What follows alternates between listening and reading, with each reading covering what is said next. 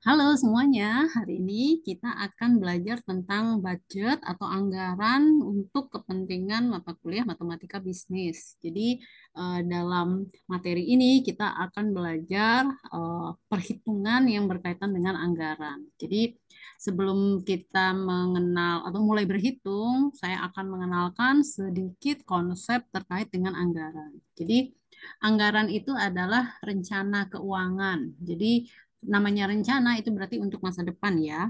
Tapi di sini rencana kita itu dia harus dalam bentuk kuantitatif, yaitu dalam bentuk angka-angka. Nah, jadi di sini anggaran adalah rencana keuangan yang berisi eh, tindakan yang diusulkan oleh manajemen untuk jangka waktu tertentu. Biasanya anggaran itu disusun dalam periode setahun. Tetapi anggaran yang setahun itu biasanya dirinci. Jadi entah itu bulanan, entah itu triwulan atau semester, ya. Jadi ini yang membuat anggaran itu adalah manajemen.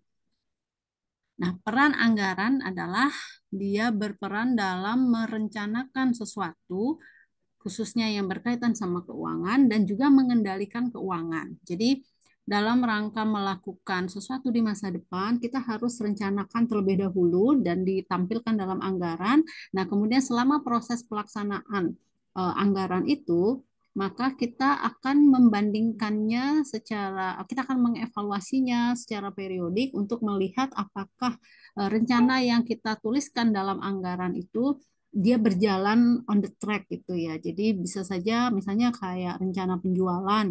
Seharusnya di 3 bulan pertama kita sudah menjual anggaplah 100.000 unit. Nah, ternyata kita evaluasi di triwulan pertama, ternyata terjualnya baru 70.000 unit. Nah, kita bandingkan dengan rencana kita kemarin, loh ini harusnya 100.000 loh. Nah, ternyata kita baru 70.000. Nah, apa yang harus kita lakukan untuk mempush penjualan itu agar sesuai dengan rencana yang telah kita susun di anggaran. Nah, penyusunan anggaran seperti yang saya sampaikan, umumnya dia setahun, tetapi dia dirinci ya, bisa semester, triwulan, bulanan, atau bahkan mungkin ada juga perusahaan yang menyusun anggarannya dalam mingguan. Nah, ini adalah jenis-jenis anggaran. Anggaran itu ada dua jenis secara umum. Yang pertama itu adalah anggaran statis. Statis itu artinya diam gitu ya. Kemudian ada anggaran fleksibel. Jadi fleksibel ini dia dinamis gitu ya. Nah, untuk anggaran statis, itu anggaran yang kita buat berdasarkan tingkat aktivitas tertentu. Jadi hanya di satu titik saja. Dan dia tidak akan berubah, sekalipun terjadi perubahan tingkat aktivitas. Kemudian anggaran ini itu lebih cocok digunakan untuk bisnis yang tingkat aktivitasnya itu stabil dan mudah diprediksi. Jadi dalam anggaran statis, anggaran keuangan yang kita susun itu berdasarkan satu titik tertentu. Misalnya di sini kita lihat dari sisi volume penjualan. Jadi ketika kita menyusun anggaran statis, misalnya saat itu kita merencanakan akan menjual 100.000 unit produk, maka penjualan itu nilai penjualannya adalah berdasarkan 100.000 unit, kemudian biaya-biayanya termasuk berapa volume yang diproduksi itu semua berdasarkan penjualan yang 100.000 unit. Jadi dia tetap angkanya, jadi anggarannya statis, tidak boleh diubah.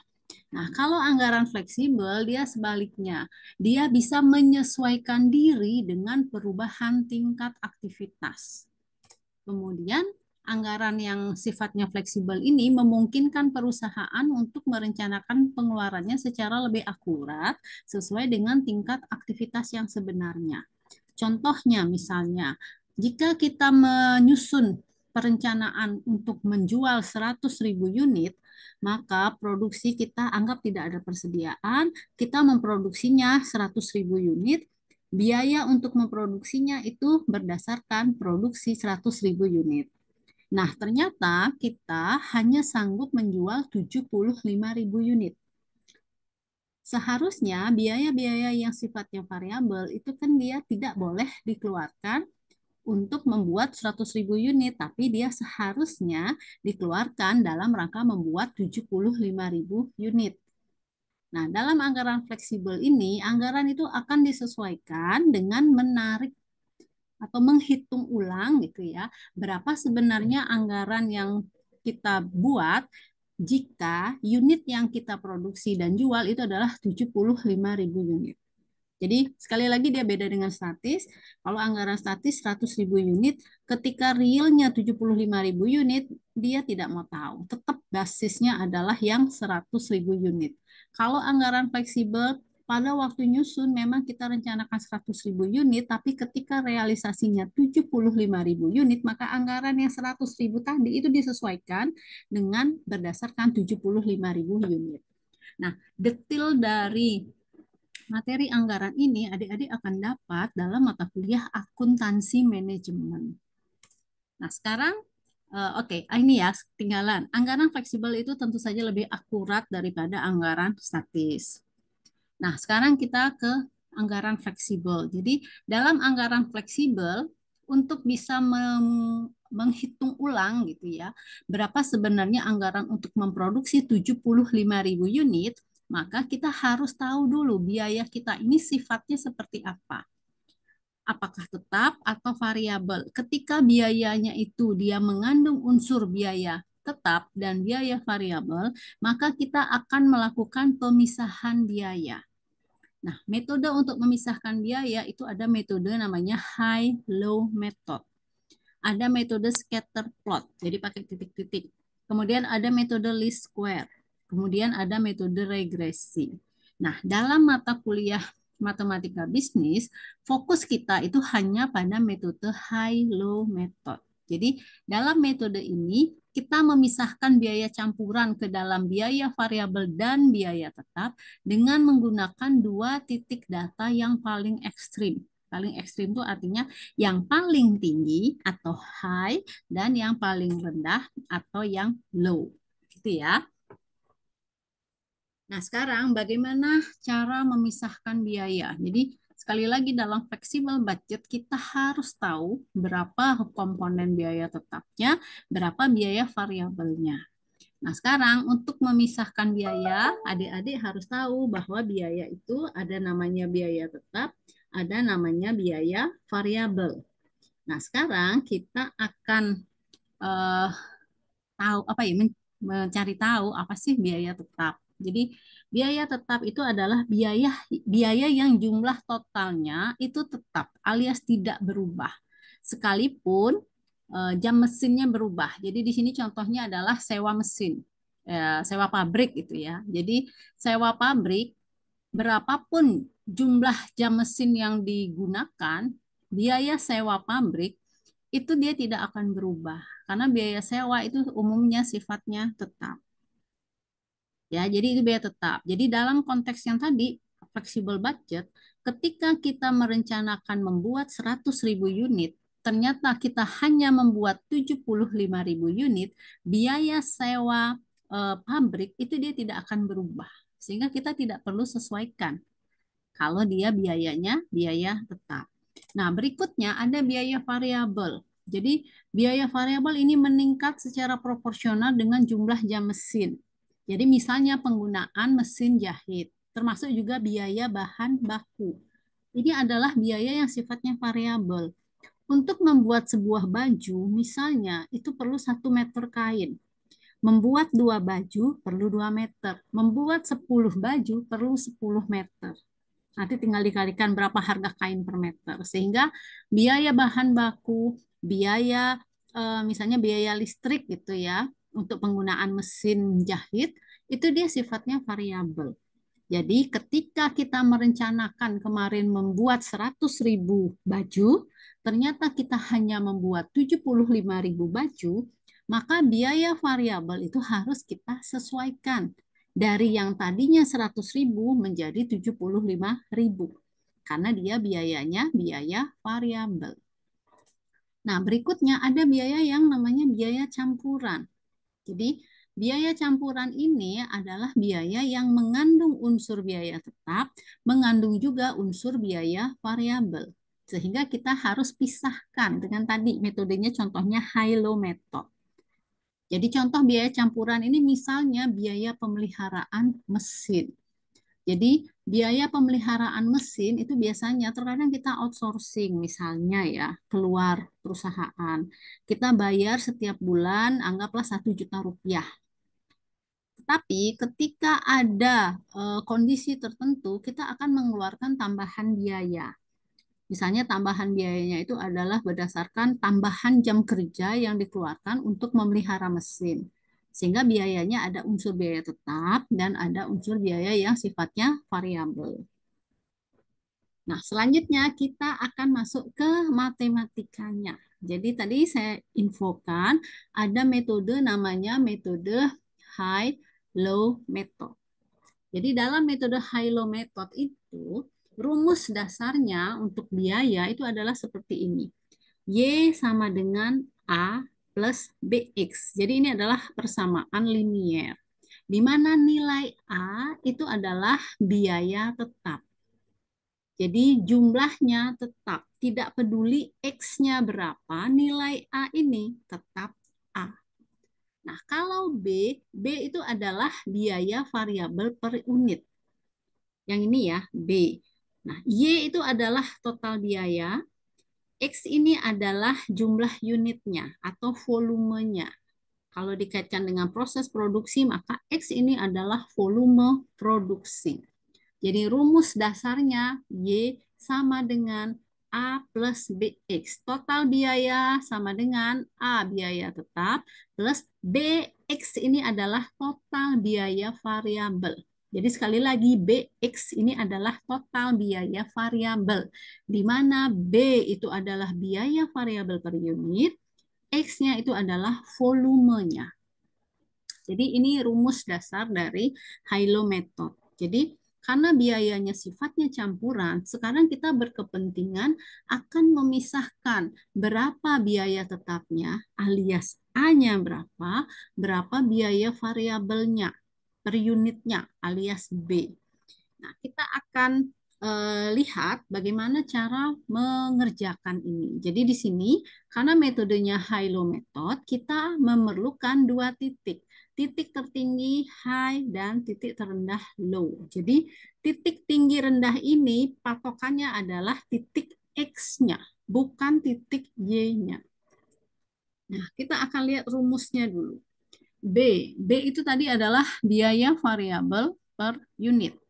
Jadi rumus dari B itu adalah seperti ini.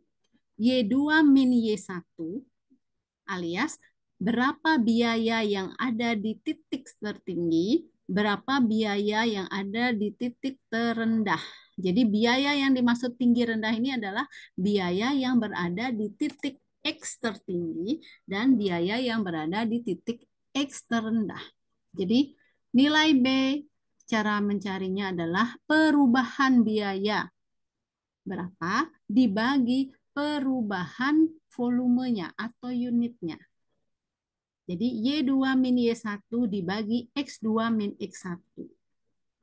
Nah, kalau kita sudah ketemu nilai B-nya, maka kita akan mencari nilai A. Tadi kita memiliki dua titik. Titik tinggi, yang ini sisi kiri, dan titik rendah. Jadi ada dua titik ya. Nah, untuk mencari nilai A, adik bisa mencoba menggunakan titik paket X, Y yang tertinggi dengan cara seperti ini. A sama dengan Y2 min BX2. Atau adik bisa juga menghitungnya dengan menggunakan titik terendah. Sehingga di sini yang dimasukkan Y1 dengan X1. Jadi prinsipnya adalah kalau menggunakan titik tertinggi, maka gunakan X dan Y titik tertinggi. Kalau menggunakan yang tergenah rendah, gunakan X dan Y yang terendah. Jadi ini bukan dihitung keduanya, ini pilih salah satu. Nah, ini contohnya. Jadi misalnya di sini sebuah perusahaan memiliki dua data, yaitu bulan Januari dan Februari. Nilai jam mesinnya, jadi ini nilai X-nya, yaitu jam mesinnya, di Januari itu 4.000, Februari 7.000. Jadi tadi seperti yang saya infokan, titik tinggi rendah itu patokannya adalah X, bukan Y. Karena Y itu mengikuti X. Titik terendahnya adalah 4.000, ini ya, yang low. Titik tertingginya yaitu yang 7.000. Y-nya mengikuti. Berarti ini adalah Y terendah, ini Y tertinggi. Jadi ini soalnya saya salin lagi. Nah, sekarang kita akan menghitung berapakah nilai B-nya. Jadi titik tingginya yang Februari yang di bawah, tadi rumusnya B sama dengan Y2 min Y1 dibagi X2 min X1. Jangan dibalik, jangan X-nya di atas, Y-nya di bawah. Untuk memudahkan mengingat, Adik ingat, B itu adalah biaya variabel per unit. Biaya itu satuannya rupiah. Di sini dia pakai, oh ini apa ya, euro. Kemudian dibaginya dengan unit. Unit itu bisa jam mesin, bisa unit produk. Nah, dalam contoh soal ini kebetulan unitnya adalah jam mesin. Jadi biaya per unit itu satuannya pasti rupiah per unit. Jadi karena rupiahnya di atas, berarti yang di atas atau pembilangnya itu pasti biaya.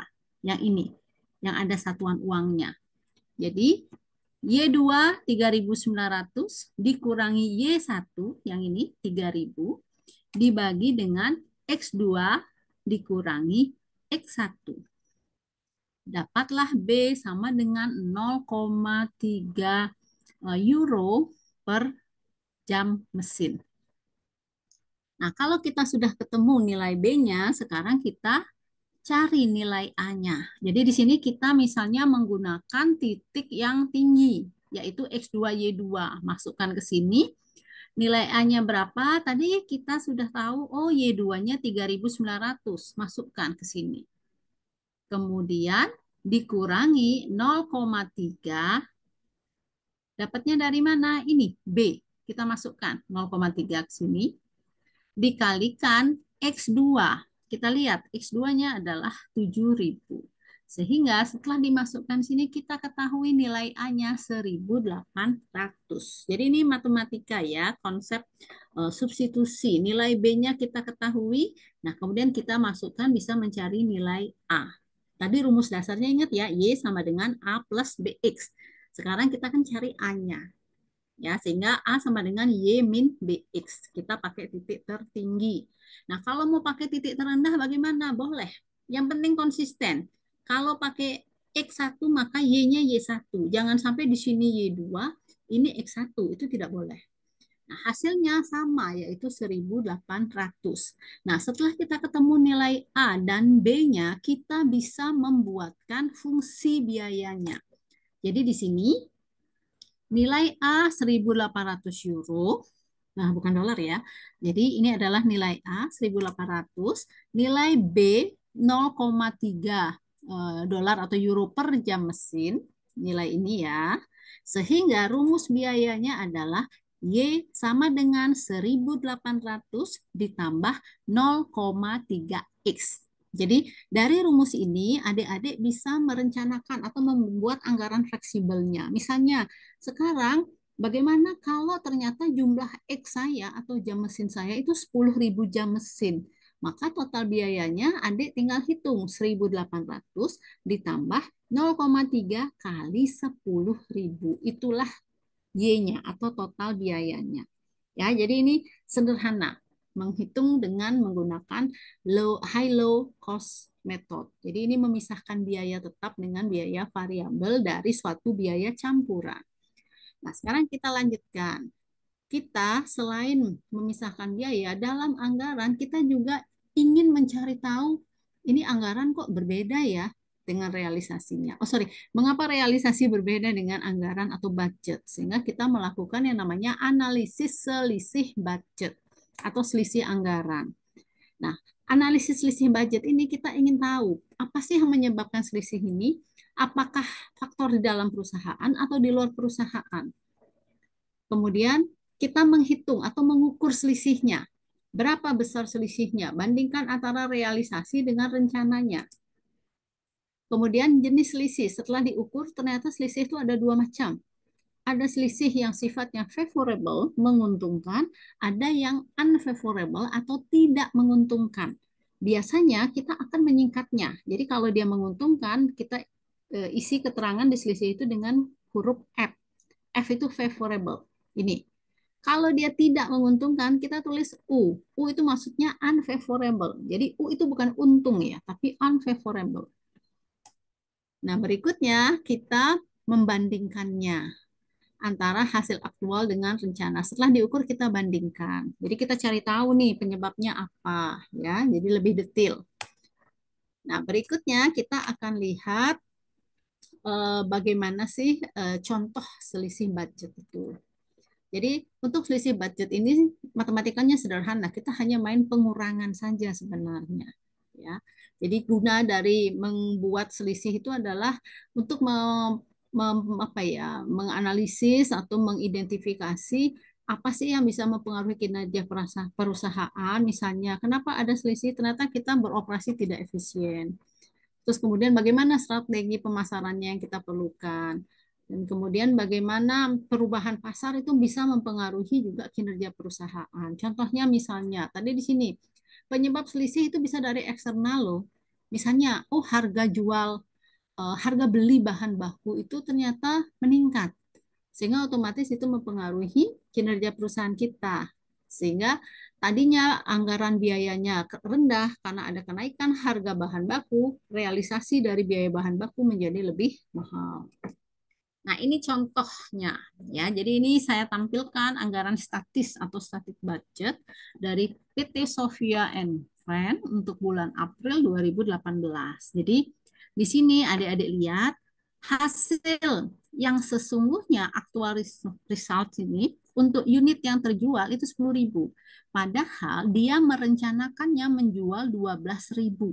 Jadi ini ya static budget amount, jumlah anggaran statisnya 12.000.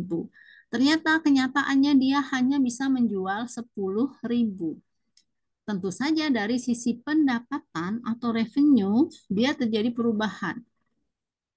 Ya, kecuali nanti dianalisis ternyata walaupun dari sisi unit dia lebih turun tapi harga jualnya naik loh sehingga mungkin hasilnya revenue-nya sama atau malah lebih tinggi yang aktual. Nah, itu yang perlu dianalisis ya, mengapa itu terjadi selisih. Kemudian biaya variabelnya juga dilihat berdasarkan anggaran statis 1.188.000. Dari sisi aktual dia 1.120. Dari sisi fixed cost dia 705 padahal dia merencanakan 710.000.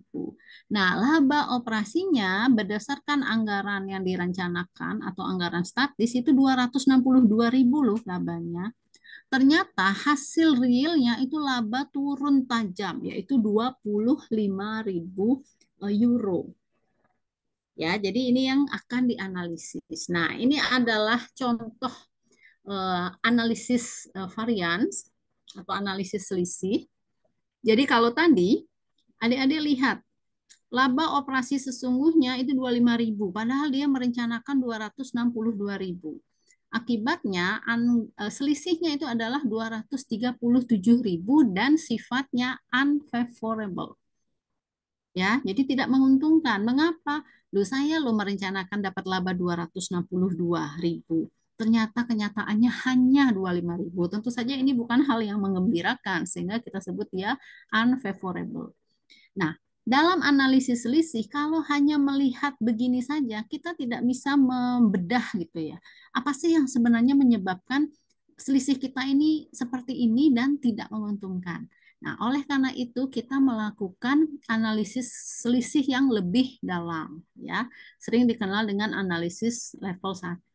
Jadi, kita lihat rinciannya sehingga kita tahu apa penyebabnya. Di sini kita lihat ada hasil aktualnya seperti ini, kemudian ada anggaran statisnya. Jadi kita bandingkan kolom 1 ini dengan kolom 3. Hasil selisihnya, ini sengaja ditaruh di tengah. Ya, apakah harus di tengah? Sebenarnya tidak sih, tapi karena nanti ada hubungannya dengan fleksibel budget supaya terlihat pengurangannya itu deket-deketan. Jadi di sini ini pengurangannya dari mana? Ini dengan ini. Nah, nanti kalau ada fleksibel dia lebih ramai kolomnya, ya. Jadi kita lihat unit terjual. Dari sisi unit atau volume yang terjual, untuk aktual itu dia 10.000, statiknya 12.000. Selisihnya 2.000 ini tidak menguntungkan. Mengapa tidak menguntungkan? Ini bukan hal yang mengembirakan. Saya rencana jual 12.000 kok laku 10.000. Sehingga dia unfavorable 2.000. Kita lihat dari sisi revenue-nya. Revenue-nya juga turun 310. Dari sisi biaya variabel, adik-adik perhatikan. Dia anggaran statiknya 1.188. Kenyataannya dia 1.120, lebih rendah. Kalau lihat ini saja kan berarti wah ini menguntungkan, menyenangkan. Saya menganggarkannya biaya besar, ternyata hasilnya biaya yang kita keluarkan lebih sedikit. Kan senang ya. Nah, begitu seterusnya sampai akhirnya ketemu yang laba operasi. Tapi sekali lagi dalam analisis selisih kita tidak hanya lihat laba operasi, tapi kita bedah dia. Sehingga kita bisa lihat nih, oh mana sih yang menyebabkan kita untung, mana menyebabkan tidak menguntungkan. Ini kalau kita bandingkan static budget dengan aktualnya. Ya, jadi bisa saja kita senang ya, oh ini biaya variabelnya nih bagus nih, menguntungkan. Padahal belum tentu loh. Mengapa? Karena wajar loh dia turun. Kenapa? Karena unit yang dia jual turun. Ya, tapi yang bagus tuh sebenarnya turunnya berapa? Nah, itulah yang dilakukan dalam flexible budget. Jadi, dalam flexible budget, anggaran yang tadi kita susun itu kita sesuaikan dengan dasar 10.000 unit. Jadi, ini yang kolom 2 ini adalah rumus dari biaya, fungsi biayanya. Ya, jadi ini kebetulan kan tidak ada biaya campuran, ini biaya variabel semua. Jadi kita akan lihat revenue per unitnya, harga jual per unit $180. Ya. Jadi hasil realnya itu adalah 1.850.000. Kalau kita tarik mundur, kita buatkan anggaran fleksibelnya, ketika dia laku 10.000 unit, di mana kita menetapkan tarif waktu nyusun budget statis itu 180 euro, berarti seharusnya penjualan kita 1.800.000. Ternyata faktanya 1.850.000. Berarti ini kan menguntungkan. Apa yang membuat dia menguntungkan? Harga jualnya yang berbeda. Nah, begitu juga seterusnya. Jadi di sini ditambahkan apa saja sih unsur-unsur biaya variabel, ada bahan baku, tenaga kerja, dan seterusnya. Ya, dia dirinci. Tadi kita kan hanya lihat total variabel cost saja.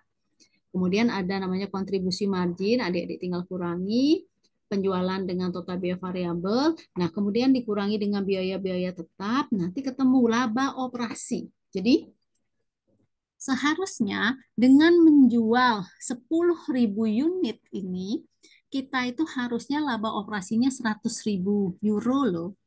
Jadi bukan yang tadi ya, kalau yang tadi kan ini static budgetnya harusnya laba saya 262.000 loh, tapi faktanya kan biaya kita, unit kita kan turun 10.000. Jadi dengan 10.000 unit itu seharusnya laba operasimu 100.000.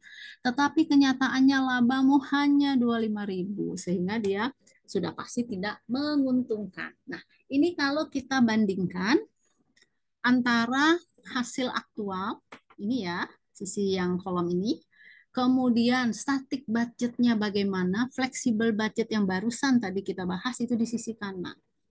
Jadi yang flexible budget ini ngitungnya, ini ya, ada rumus-rumus biaya ini, fungsi biaya ini. Nah, dari sini kita akan tahu, kita bandingkan, ternyata laba operasi yang 25.000 hasil aktual penyebabnya ini ada rinciannya, static budgetnya harusnya 262, harusnya flexible budgetnya labanya 100.000. Ya, jadi ini membandingkan analisis biaya atau anggaran statis dengan anggaran fleksibel. Nah, ini saya berikan contoh lainnya yang lebih lebih kompleks gitu ya. Jadi ada actual result hasil sesungguhnya, kemudian ada anggaran fleksibel ditaruh di tengah, yang paling kanan ini adalah anggaran statisnya, anggaran yang kita rencanakan. Kemudian di tengahnya kita cari selisihnya, selisih akibat pendapatan dan spending itu pengeluaran. Kemudian yang ini kita bandingkan namanya varian aktivitas atau selisih karena aktivitas. Jadi kolom 2 dikurangi kolom 3. Nah, ini tinggal dikurangi saja. ya. Nah, nanti dari sini kita akan mengetahui eh, penyebab selisih itu kalau ditelisik lebih dalam, itu ternyata penyebabnya apa, itu kelihatan, ya. Jadi di sini adik-adik lihat selisih yang terjadi akibat dari perbedaan antara fleksibel budget dengan aktual itu selisihnya $565. Tidak menguntungkan, ya. Dari mana datangnya selisih laba tidak menguntungkan $565? Nah, ini ada di rinciannya. Oh, ternyata karena penjualannya dia turun, biaya bahan bakunya dia lebih mahal yang sesungguhnya sehingga dia unfavorable.